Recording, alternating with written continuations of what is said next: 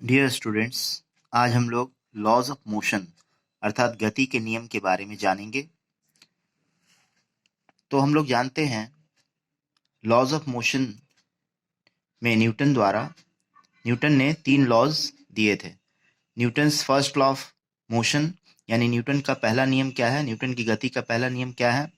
Every body continues to be at rest और in uniform motion along a straight line unless it is compelled by some external force।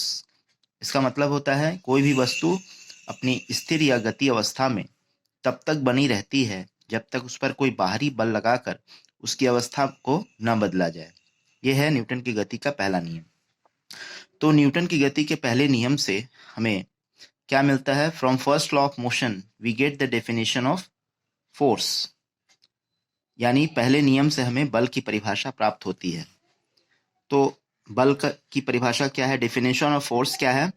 Force is an external agency which changes or tends to change the state of a body. यानी बल एक बाहरी कारण है जो किसी वस्तु की स्थिर या गति अवस्था को बदलता है या बदलने का प्रयास करता है। तो इसका फॉर्मूला निकलता है force equals to mass into acceleration, यानी बल बराबर मात्रा गुणे त्वरण। त्वरण क्या होता है? किसी गतिशील वस्तु के वेग में परिवर्तन की दर को त्वरण कहते हैं, अर्थात the rate of change of motion of a body is called acceleration. तो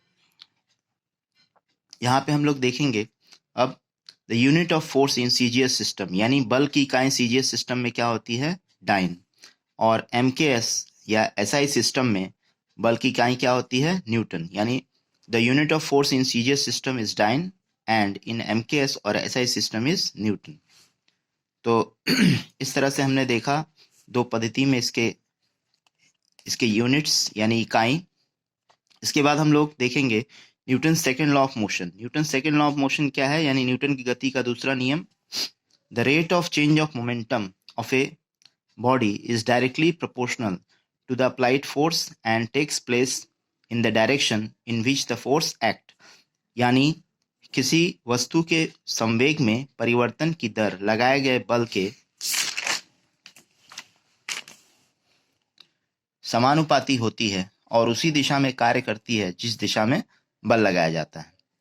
यानी जिस दिशा में हम लोग बल लगाते हैं उसी दिशा में वस्तु का विस्थापन होता है। यानी the body displaced in which the direction the force is applied in the direction of which. Okay, from second law we get the measurement of force. यानी बल के न्यूटन की गति के दूसरे नियम से हमें बल की परिमाप मिलती है।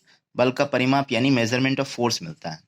इसके बाद देखेंगे Newton's third law of motion. Newton की गति का तीसरा नियम क्या है?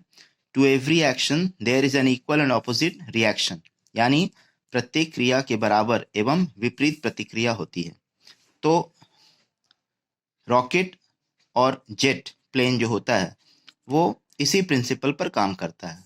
रॉकेट और jet plane works on this principle, यानी थर्ड लॉ ऑफ मोशन के ऊपर काम करता है, इसी सिद्धांत पर कार्य करता है।